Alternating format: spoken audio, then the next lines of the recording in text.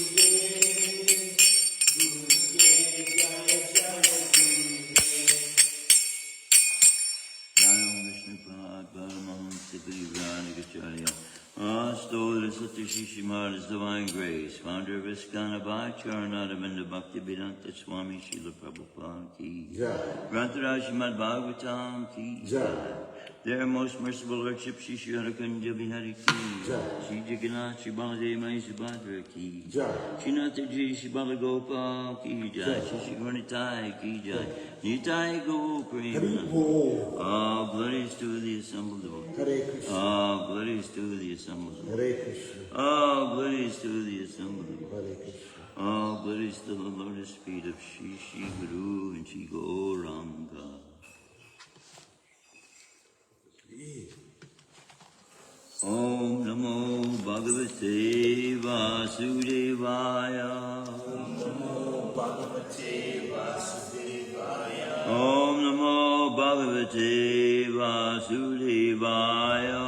Om Namo Bhagavate Vasudevaya. Om Namo Bhagavate Vasudevaya. Om Namo namaskritya Naram chaiva namarottamam Devam saraswatim vyasam Tato jayamudiraya Nastaprayashu bhadreshu Nityam bhagavata sevaya Bhagavati uttama shloke Bhaktir Bhagavati Naistaki. Reading from Shrimadbhagavatam, Canto 1, Chapter 7, Text 7. Text 7. Yasyam Vai Shruyamanayam Yasyam Vai Shruyamanayam Krishna Parama Purushe Krishna Parama Purushe Bhakti Utpadyate Pumsa Bhaktir Utpadyate Pumsa Soka Moha Bhayapaha Soka Moha Bhayapaha Yasyam Vai Shruyamanayam Krishna Parama Purushe Bhaktir Utpadyate Pumsa Soka Maha Bhayapaha.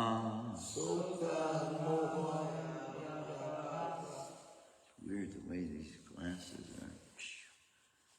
Looks like the letters are changing for some reason. Try again. Yasyam Vai Shruyamanayam Yasyam Vai Shruyamanayam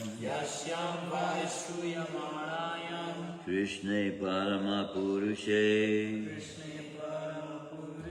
Krishna Paramas Purushe Bhaktir Utpadyate Pumsa Bhaktir Utpadyate Pumsa Soka Moha Bhayapaha Soka Moha Bhayapaha.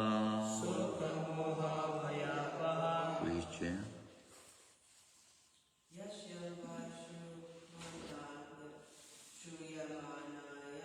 Yasyam Vai Shruyamanayam Krishna Parama Purushe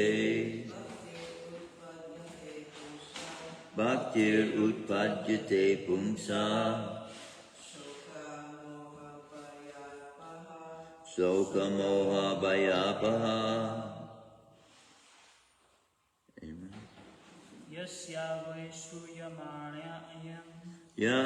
Vai Shruyamanayam Krishna Parama Purushe Bhaktir Utpadyate Pumsa Soka Moha Bhayapaha.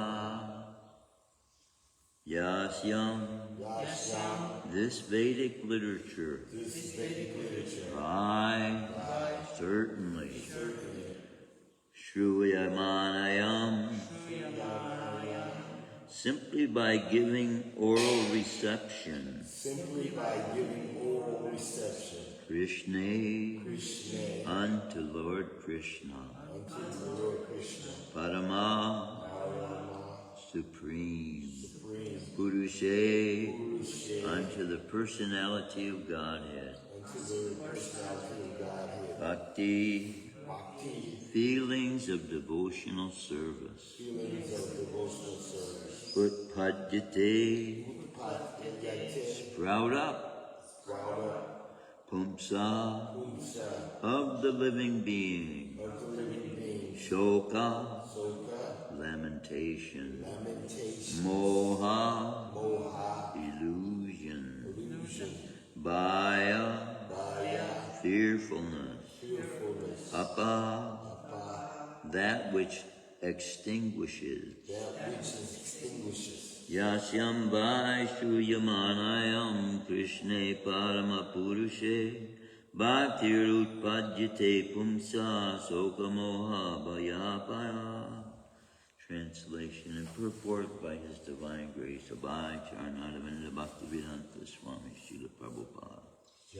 Simply by giving oral reception to this Vedic literature, the feeling for loving devotional service to Lord Krishna, the Supreme Personality of Godhead, sprouts up at once to extinguish the fire of lamentation, illusion, and fearfulness. Please repeat. Simply by giving oral reception to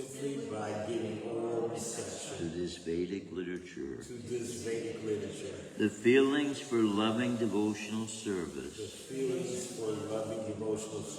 to Lord Krishna, the Supreme Personality of Godhead, sprouts up at once to extinguish the fire of lamentation, illusion, and fearfulness. Simply by giving oral reception to this Vedic literature, the feeling for loving devotional service to Lord Krishna, the Supreme Personality of Godhead, sprouts up at once to extinguish the fire of lamentation, illusion, and fearfulness. Purport by His Divine Grace Abhay Charanadavinda Bhaktivedanta Swami Srila Prabhupada. There are various senses of which the ear is the most effective. This sense works even when a man is deep asleep. One can protect himself from the hands of the enemy while awake, but while asleep, one is protected by the ear only. The importance of hearing is mentioned here in connection with attaining the highest perfection of life, namely, getting free from the three material pangs. Everyone is full of lamentation at every moment. He's after the mirage of illusory things. He's always afraid of his supposed enemy. There are the primary symptoms of material disease. These are the primary symptoms of material disease, and it is definitely suggested herein that simply by hearing the message of Shrimadbhagavatam, one gets attachment for the Supreme Personality of Godhead, Sri Krishna. And as soon as this is affected, the symptoms of the material diseases disappear. Srila Vyasadeva saw the all-perfect personality of Godhead. And in this statement, the all-perfect personality of Godhead, Sri Krishna, is clearly confirmed. The ultimate result of devotional service is to develop genuine love for the Supreme Personality. Love is a word which is often used in relation with man and woman, and love is the only word that can be properly used to indicate the relation between Lord Krishna and the living entities. The living entities are mentioned as Prakriti in the Bhagavad Gita, and in Sanskrit, Prakriti is a feminine object. The Lord is always described as the Parama Purush, or the Supreme Male Personality. Thus the affection between the Lord and the living entities is something like that between the male and the female. Therefore, the term love of Godhead is quite appropriate. Loving devotional service to the Lord begins with hearing about the Lord. There's no difference between the Lord and the subject matter heard about him. The Lord is absolute in all respects, and thus there is no difference between him and the subject matter heard about him. Therefore, hearing about him means immediate contact with him by the process of vibration of the transcendental sound. And the transcendental sound is so effective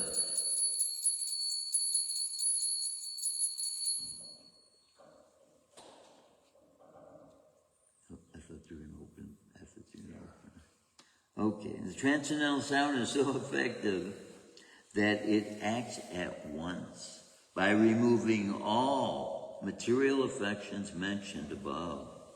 As mentioned before, a living entity develops a sort of complexity by material association, and the illusory encagement of the material body is accepted as an actual fact. Under such false complexity, the living beings under different categories of life become illusioned in different ways. Even in the most developed stage of human life, the same illusion prevails in the form of many isms and divides the loving relation with the Lord, and thereby divides the loving relation between man and man. By hearing the subject matter of Shrimadbhagavatam, this false complexity of materialism is removed, and real peace in society begins, which politicians aspire for so eagerly in so many political situations.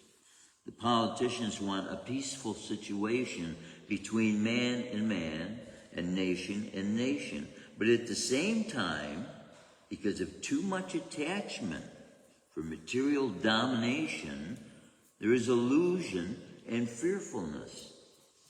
Therefore, the politicians' peace conferences cannot bring about peace in society.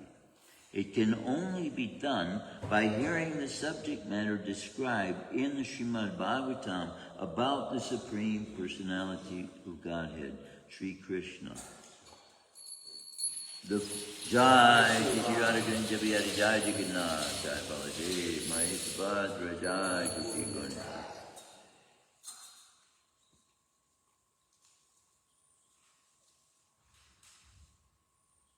The foolish politicians may go on holding peace and summit conferences for hundreds of years, but they will fail to achieve success until we reach the stage of reestablishing our lost relation with Krishna.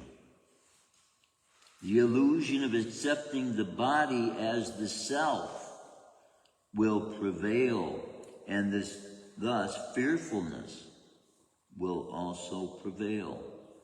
As for the validity of Sri Krishna as the Supreme Personality of Godhead, there are hundreds and thousands of evidences from revealed scriptures, and there are hundreds and thousands of evidences from personal experiences of devotees in various places like Vrindavan, Navadvip, Puri, Detroit, Michigan. Even in the Comedy Dictionary, the synonym of Krishna are given as, quote, the son of Yasoda, and, quote, the Supreme Personality of Godhead, Parabrahman. The conclusion is that simply by hearing the Vedic literature, Shrimadbhagavatam, one can have direct connection with the Supreme Personality of Godhead, Sri Krishna, and thereby one can attain the highest perfection of life by transcending worldly miseries, illusion, and fearfulness. These are practical tests for one who has actually given a submissive hearing to the readings of the Shrimadbhagavatam. Om Jnanatamrandasya Gananjana Shalakaya Chakshusumilitam Tasmai Shri Gurave Namaha. So this is actually referring to you. People who are hearing the words of Bhagavatam, who you are. And it is glorious for God himself to be saying, giving this to you so that even by just reading it, it will develop within you a hunger, a desire to know what is eternal. I was reading from the Nectar of Instruction. Now, when we used to have a group Huli here, we had about 7 or 8 boys, and then there were about maybe 15 or so girls. And every morning, they would recite this by heart. Well, all the verses, let me see, there's 60, how many verses? 11. Yeah, 11 verses. And English and Sanskrit. So these verses are transcendental. See, the sound of them, and young children producing this pure sound vibration. So the meaning of this verse here, hearing, is revealed when you hear it coming out from pure voices. Here we have pure ones sitting amongst them. So, it affects the heart so much so your hairs will stand on end, It gives you shivers, the purity coming out of these young people's mouths. But here is text 1 of the Nectar of Instruction. And I used to hear this by the kids every day. Now I have to pause, overcome these tears, because, just even remembering the sound that would come out of these young children's mouths. Krishna. Vacho vegam manasakroda vegam, jiva vegam uda prastha vegam, etan vegam yogi saheta jira, sarvam uptimam prishtitam sayishyat. And the translation is, a sober person who can tolerate the urge to speak, the mind's demands, the actions of anger, and the urges of the tongue, belly, and genitals, is qualified to make disciples all over the world. And see, this gives impetus as well. As we read in this verse, how each verse gives impetus to want to know more about the eternal. This gives impetus to want to control the senses. And what Krishna is giving in Krishna consciousness is the ability to control the senses. And one of the ways we do it is by simply reciting verses of this nature. So the second verse, now the 8th verse, I might jump to it depending on how much time we have. Wow. See, we got endless time now. The clock's out. But text 8 is really incredible. We're going to get to text 2 here. See, I should know these by heart. These young children learn this during a school semester by heart. And hearing them, I still don't even, they're in my heart, as dear to my heart. Atyahara prayasyascha prajalpo niyamagraha Jnana Sangascha Loyam Cha Sadbir Bhaktir Vinasati. One's devotional service is spoiled when he becomes too entangled in the following 6 activities: eating more than necessary, or collecting more funds than required, over-endeavoring for mundane things that are very difficult to obtain, talking unnecessarily about mundane subject matters, practicing the scriptural rules and regulations only for the sake of following them and not for the sake of spiritual advancement, or rejecting the rules and regulations of the scriptures and working independently or whimsically, associating with worldly-minded persons who are not interested in Krishna consciousness, and 6, being greedy for mundane achievements. I'm going to jump to text 8, because text 8 moved me so much yesterday that I felt I wanted to make certain I got to this text. Tanamarupacarita sankitananu smityo kramena rasana manasi niyodya tishtandra tetananuragi jananugami kalam nayarakilamiti upadesharam. The essence of all advice is that one should utilize one's full time, 24 hours a day, in nicely chanting and remembering the Lord's divine name, transcendental form, qualities, and eternal pastime, thereby gradually engaging one's tongue and mind. In this way, one should reside in Braja Goloka Vrindavan Dham and serve Krishna under the guidance of devotees. One should follow in the footsteps of the Lord's beloved devotees who are deeply attached to his devotional service. Can everybody do that? I think so. But Srila Prabhupada made mention about when you step foot in the temple, you are in Vaikuntha. And for the most part, especially if we have a job, we have responsibilities, even when we live in the temple, we have responsibilities in the temple. But in our minds, we can still be chanting all day long with whatever we're doing. And it adds to the enjoyment and to the remembrance in our minds of why we are doing what we're doing. Even it might be a karmic job, we're going, the time, wow. Just realize something. See, if we are chanting while we're doing that, that is giving us aloofness from the results of the effect, especially if we are chanting with a pure heart towards Krishna.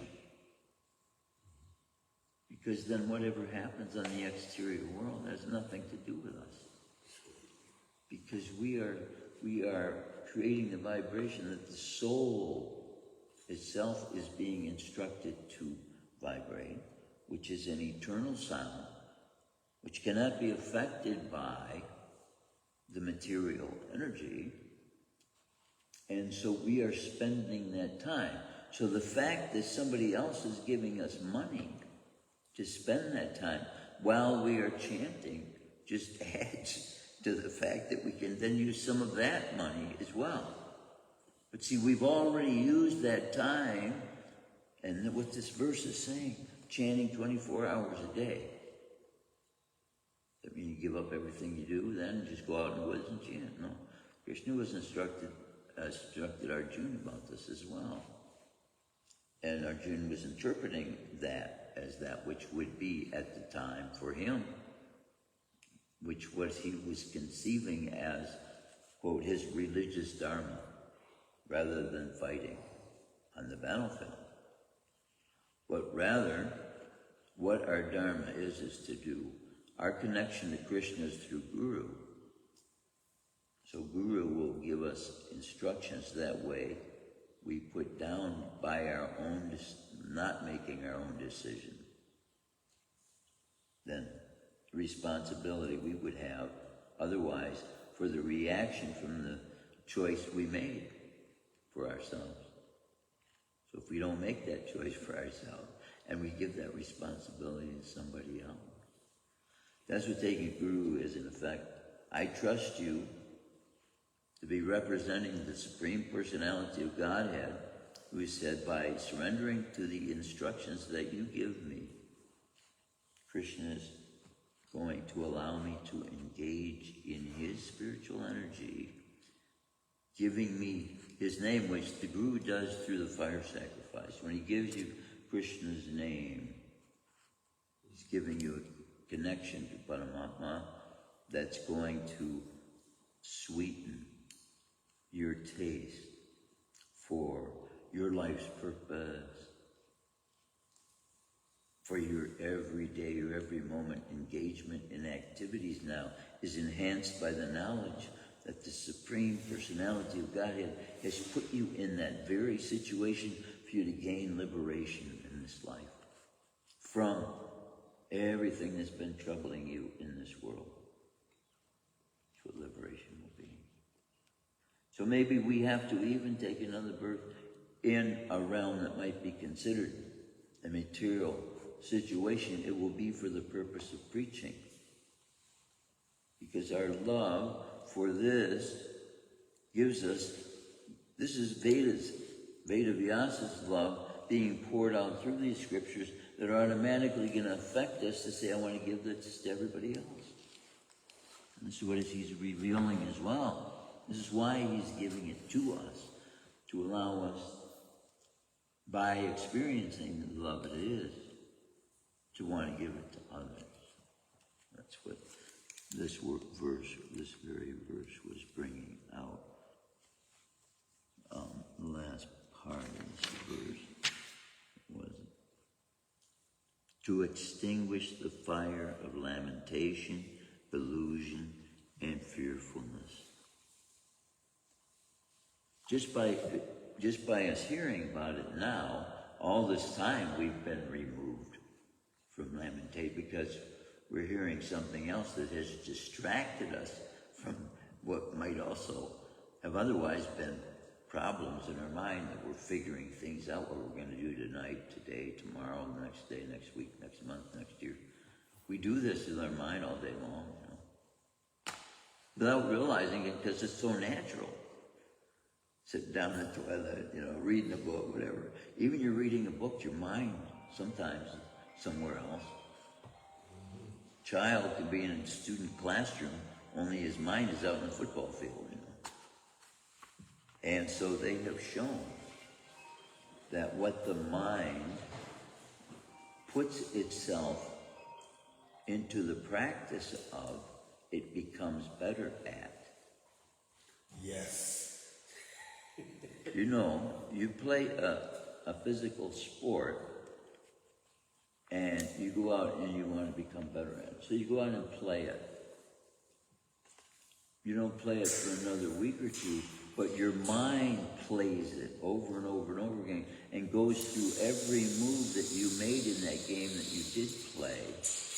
And they have shown that by those who practice with the mind,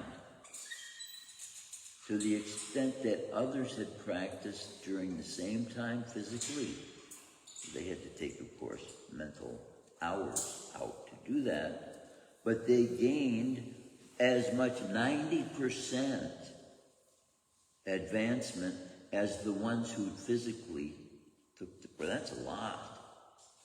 To not have had to, while you were conducting other activities in your life, your mind is conducting this act of playing in a playground and gaining the ability to do it. So these mundane, it would seem, experiments, when we have a Krishna conscious perspective, we see how this applies to mana puja. Now, greatly advanced souls in Krishna consciousness have taken, because they don't go on the altar, not everybody can go on the altar at all times. So Krishna accepts puja in this way with the mind.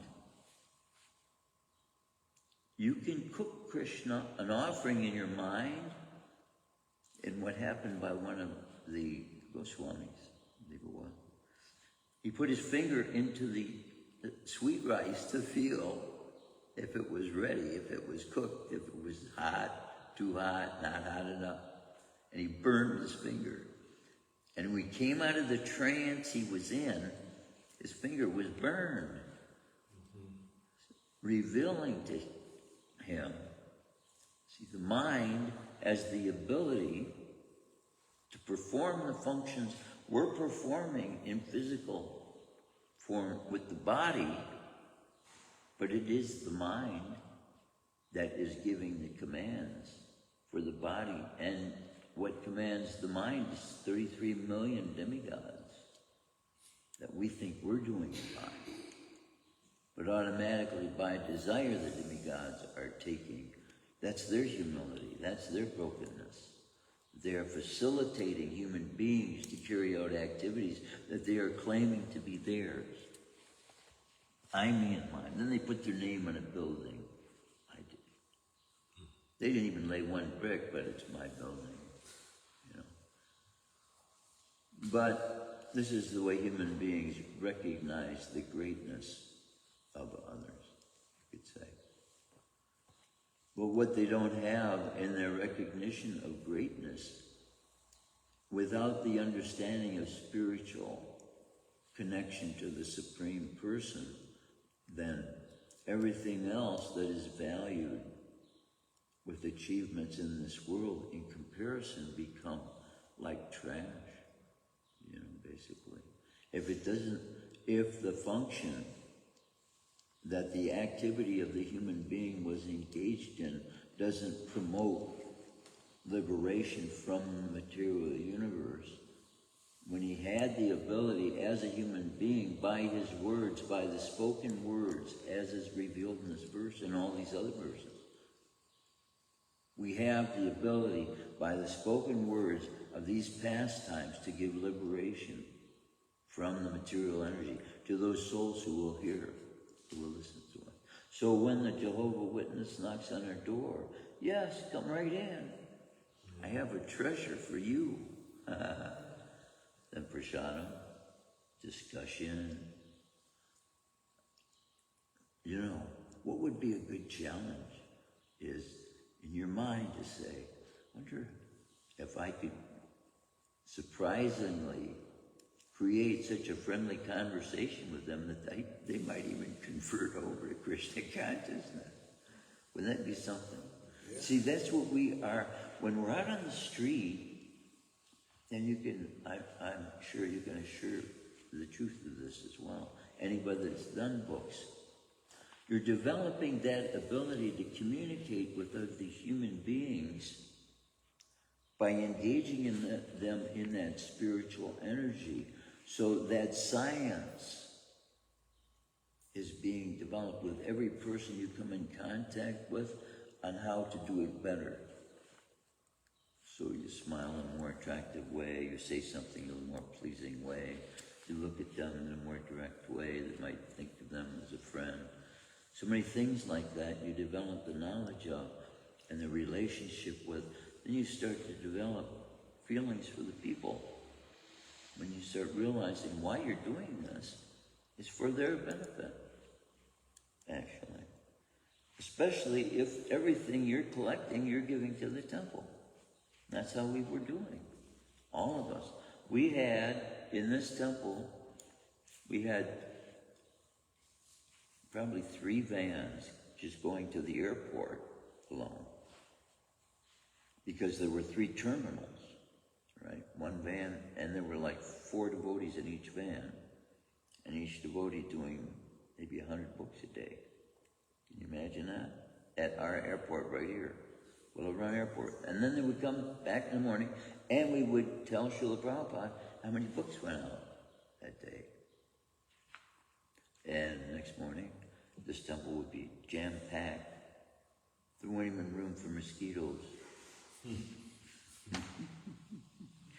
Well, just say it. What year was this broadcast?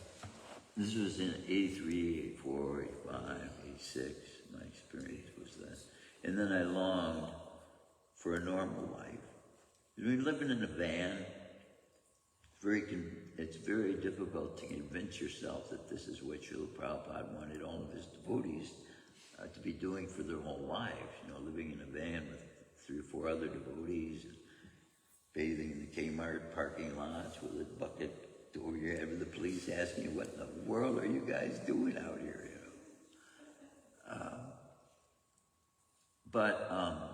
No, not to take away from the fact that it was the most glorious experience in my life. You know, those 3 years as I was doing that with devotees. Even we had run-ins sometimes because we were violating their norms, you know. But we knew the purpose we were out there for was beyond any purposeful norms that they were creating in their mind that we were violating. We were out there to give Krishna consciousness, eternal knowledge of the Supreme Person they're sharing their bodies with to everyone we come in contact with.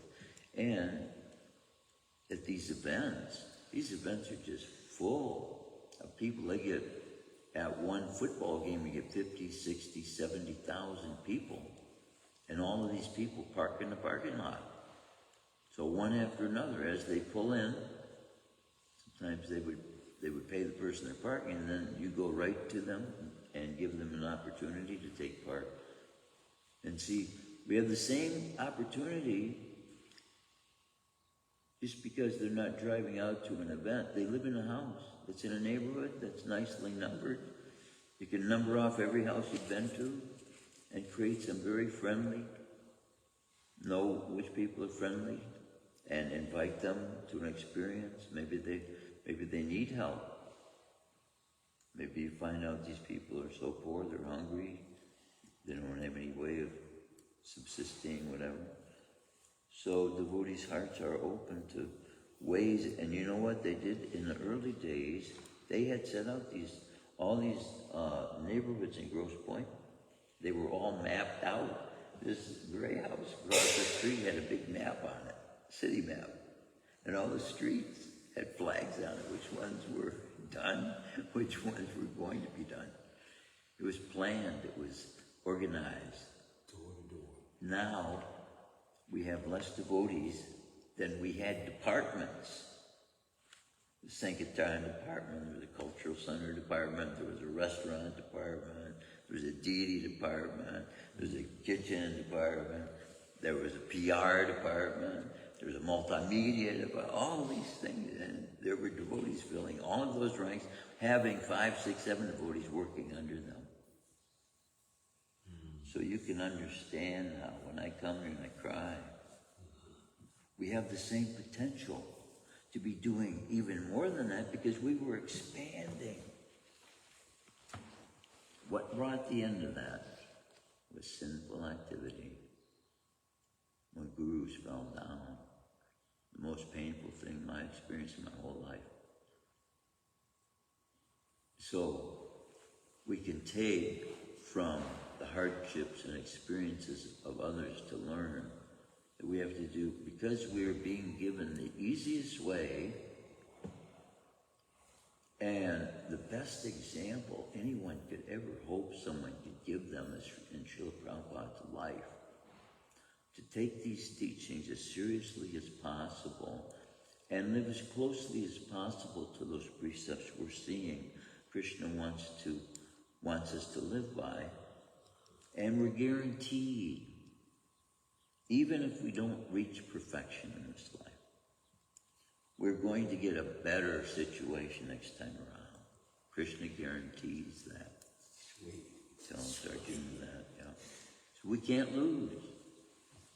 Everything works together. Here's a statement from the Bible as well that I used to depend on. Everything works together for the good to those that love God and act according to His instruction. Yeah. So now, surrendering to God, we have nothing to fear. This is what this is bringing out as well, how knowing Krishna and talking about these things frees us from fear itself. Yeah. It's how powerful Krishna is, and when we know he's our friend. Not a judge waiting to condemn people to an eternal fire damnation. No, but he's wanting to lift mankind up. So he gives us a process that enables the purification of the sound of his name to fill us and feed us, give us a taste that these spiritual senses have the ability to actually taste. So that's a challenge we can have in Krishna consciousness, is getting the taste for Krishna consciousness. A very good question Brian asked was, how do we continue to have the taste for serving Krishna? And that prayer we have in Gayatri is so beautiful. When you combine all these prayers, that these incorporated into these mantras are prayers as well. And they are above and beyond what most of us would consider to be elevated spiritual beings that we might find as neighbors and friends in this world at this particular time in history. Because these sages whose prayers we're taking from, such as Narad Muni, whose life is being revealed to us is eternal. He's even in an eternal body. So these instructions we're following are as old as the planet, if not older than the planet itself. See, so just by following the instructions of the Supreme Personality of Godhead means following the instructions that our spiritual master has given to us, that Krishna gave to him for us. You can't go wrong. Your life is a success, total success. We just have to thank Krishna every day that he has allowed us entrance into his presence. His presence, entering into his presence is success from one perspective. Just to be inside the temple. Now, in the state of Michigan, how many people there are inside right now of the temple of God? And those that do go, they go once a week, you know. It's like God's day. Sunday is God's day. But especially Srila Prabhupada. And then you can't do any work on that day. In a sense, that's a recognition that activities that are involving God are separate from activities that are involving man. That's why they call it the Sabbath day. That is, you remember God on that day, right? And so in a sense, they're making a declaration that normal activities that are taken out throughout the day for people's own well-being is separate from the activities they engage in thinking about God or acting for God's sake. But see, that law would take them to the extreme that if someone was fixing a tire, a flat tire, and said, "You can't work on Sunday, what are you doing?" You know, that's the way they would take it.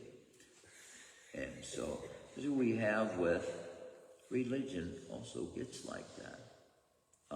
Spread out throughout the world. And rather than see religion as a means that God has given man to express ritualistically, poetically, beautifully, adorably, magnificently, his love for God. That's what religion is for, basically. But that gets expressed. The Bible says pure religion is to minister to the sick, the fatherless, and the widows in their afflictions, and to become free of spot from the world. So, devotees do that every day. prasadam distribution. The real sick, the real fatherless, are the ones without God. The widows are the ones without a father, without a husband. But if a woman knows she's married to God inside, she doesn't need another man. And see, this is another thing that the golden age will bring the knowledge of. But what comes with knowledge and environmental comforts is men's desire for pleasure as well. So without that being, see, even though this golden age may come, because we know that the destruction that's going to come at the end of the 10,000 years in which religion is allowed, because then destruction is going to come because of religion is going to be totally done away with on the planet altogether. So that means that there will be a lot of big changes made with the disappearance of, and see that very similar thing happen. What we are now considering normal is the result now of normal being those vast changes in the environment that Maharaj Yudhisthira saw as omens, the kind of howling that wolves and that do in the forest now. They can shake your heart if they're close enough, and then you're in the wild, if you're in a tent or something like that, and you know, because they travel in packs. And what happens? People thinking, see, a lot of times human beings thinking themselves to do right, it can actually cause great harm. One example of that is people get a pet dog. Then it gets to be 7, 8 years old. Maybe they want to go on vacation. So they're not going to take the pet with them, and they can't find somebody to feed the pet at home. So they figure the best thing to do is let the pet go free. Let them go free in the wild. So they take them to Florida. They let them go wild. And so many people have let their dogs go wild that these dogs, without fear of human beings, travel in packs with the ability then, without fear of man, to overcome and kill human beings. Similarly, as I was talking about this golden age, see, it may come that religion becomes so prominent that everyone has knowledge of God, as it says will happen. Love of God will cover the earth like the waters cover the seas. Lion will lie down with the lamb. The young child will lead them. Child will be able to put his hand on a poisonous snake's home and it will not harm at all. So this suggests a time in which the whole planet is going to be flourishing with love of God. But then the time described in Bhagavatam that will come after that. So we have to realize that with opulence, because with practice of those things that God gives for humankind's spiritual advancement comes as well material flourishment. And then the tendency for human beings when flourishment comes is to misuse that for and getting back into the same mindset that brought us into this situation to begin with. It's all for our pleasure, it's all for me and mine, which is why it's so important. If we just continue in this mindset, we're given the instructions by Namacharya, by all the acharyas who have continued the practice of this chanting of the holy names. Krishna, I am your servant. Please allow me to engage in your loving, devotional service. As long as we retain that attitude and in our activities reveal the same, there will be no problem for us getting out of these bodies afterward, or maybe even having these bodies themselves transformed. It looks as though Narad Muni came to this point Krishna, Krishna is refreshing his memory of these previous births, even though he originally came out of the body of Brahma. So this is peculiar about Narad Muni. He's the most mystical person besides Krishna and Balaram himself. You know, he's one of the most mystical heroes in all of Bhagavatam. And then you get Markandeya Rishi. He lived 3 days at Lord Brahma. See, when you think how great that is, but then you look at Narad Muni, we're talking about the foundation of the world. We're talking about 189 trillion years he's been around. Now, if you practice 5 minutes a day after 189 trillion years, I'm not being, how good of a musician do you think you could be after 189 trillion years? So, and he's had that to do that with. And that Veena loves Krishna in its singing as well. The Veena is also singing. That body of the Veena is made of the substance of Krishna's body. Satchidananda.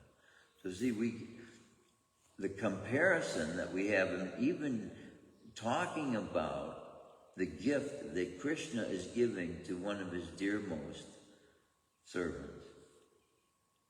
If you compare that to someone outside of the material world, an employer giving a gift to one of their employees for some great act of, he sold the most cars this month, right? But in comparison, what is the value? That Veena that is with Narad Muni now and will continue with Narad Muni forever. Having the same quality of love that Krishna, for Krishna, that Narad Muni also has for Krishna. He came out of Narad Muni. Narad came out of Krishna's own body like Narad Muni came out of Brahma's body. That's special.